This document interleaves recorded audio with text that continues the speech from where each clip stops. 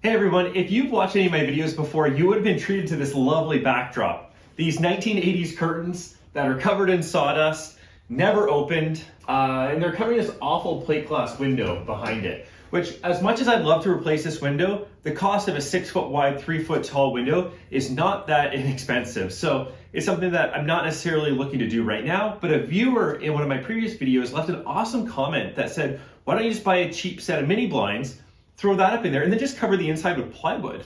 So that's gonna have a few things that it helps me with. First of all, it's gonna help improve the outside curb appeal, and while a coat of paint is needed, as you'll be seeing right now, it is gonna help just with some of the external looks of the shop. Second of all, it's going to help a little bit with the insulation of the shop, not too much, but right now we get a lot of leakage of warm air and cold air through this, so it's not going to do a ton to help that, but it will help a little bit. Thirdly, it's going to help a little bit with the security of the shop, just knowing that somebody could easily see this. If they knew these tools were in here, they could easily come in through the window. So that's going to help a little bit. And then finally, and probably most important, is actually just cleaning up the interior look of the shop.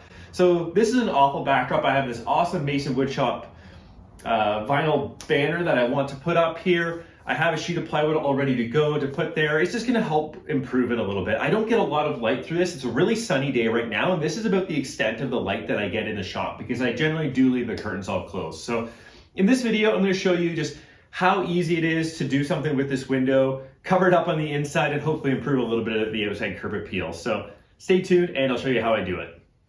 So we're going to get started by taking down the curtains and the curtain rod. It was held up by 2 screws on each end, each of which had a slot screw, which are among the worst to work with in these spaces where you're doing a lot of reaching. One had a red Robertson and one had a green Robertson. So 3 screwdrivers needed for this, but overall it looked pretty clean, and yeah, give it a thumbs up. And then moving to a little bit of the cleaning, so taking the shop vac out, getting some brushes involved, getting some sticks involved to get all those nasty spider eggs hiding under there.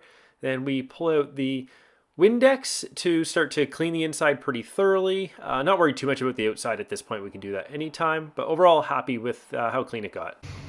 Okay, so we've got the window clean enough. I mean, it's a garage window.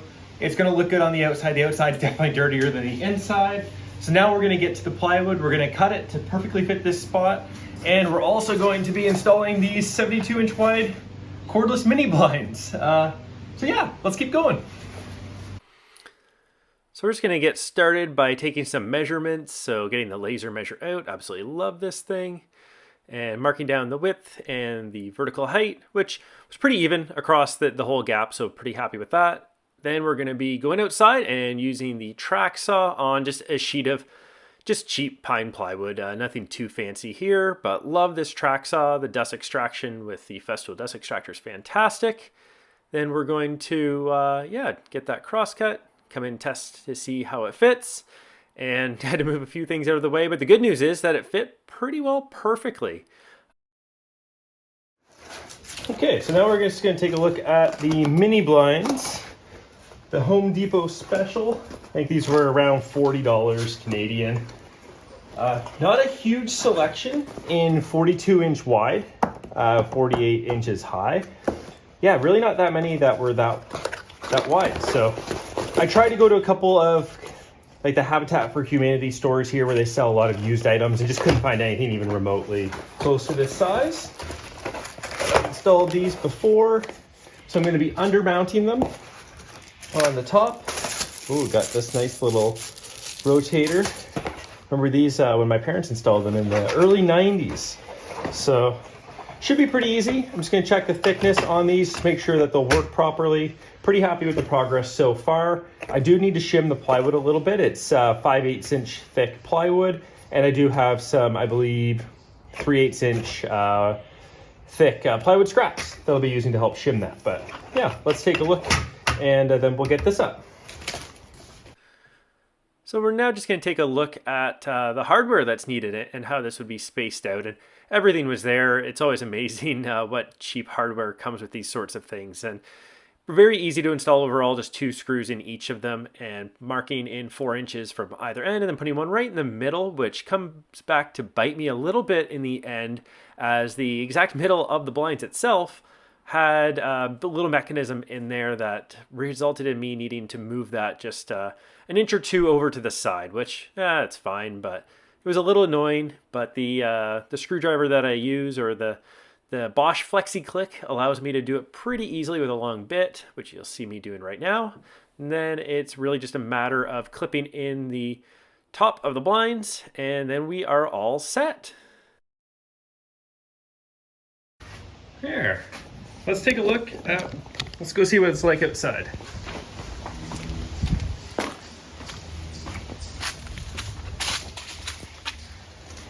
Looks good. The other thing that I am pleasantly impressed with is the width of it. So I was gonna potentially paint the inside of the sheet of plywood because like you'd be able to see a little bit, but I actually can't really see in, so I don't think I'm gonna worry about that. And if it bothers me, I could take off the sheet of plywood and then deal with it. But yeah, really happy with that. Looks so much cleaner. And now, as I mentioned earlier, so we've got about 1 1/8 inches between the window and out here. So what I am gonna do is I'm gonna screw on just some shims with 3/8 inch material, because my 5/8 inch plywood can go right on top of that. And it'll be pretty close. I'm not looking to make it perfectly flush with this. I just want it to be either perfectly flush or just slightly recessed. So I think it'll be slightly recessed, and it's about the same over here as well. So yeah, anyways, really happy with this. So now I'm gonna cut some shims. I'm gonna screw them into here, and then I'm just gonna put up the sheet of plywood and screw them into the shims. So there we go. So these might actually be more so spacers than shims. I don't know what you want to call them, but just taking the track saw and just ripping these along, and then actually take the track and just turn it around to make more of a miter saw type cut. But pretty happy with how this worked, and again, just because the dust collection's hooked up to it. Then we're back in, screwing them on, just a couple screws in each, knowing that screws will go through the plywood, through the spacer, and then into the frame itself. And yeah, pretty happy with how this went up. Piece of plywood fit perfectly. It did require a little bit of convincing with a hammer that you'll see in just a second, but otherwise it went up pretty well and looks good.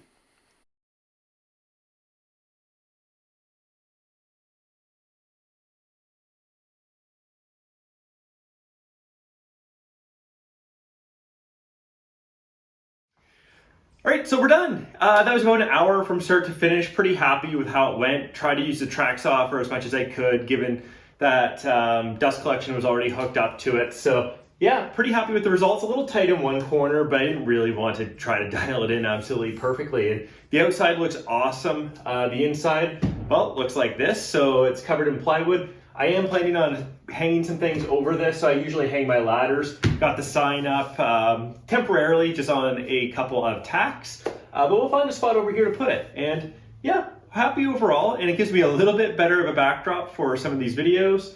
So we'll see what I do with it overall. But again, thanks for watching, and if you haven't already, subscribe. If you like this video, definitely give it a thumbs up. It does a lot to help me out, and see you in another video soon.